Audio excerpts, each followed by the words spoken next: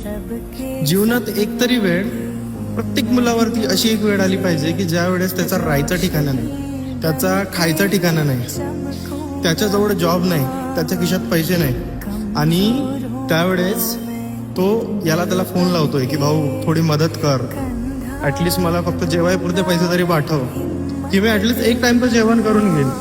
ठीक आहे, एखाद्या मित्राला फोन लावतो की माझ्यासाठी जॉब शोध, पण तो जॉब सुद्धा शोधत नाही.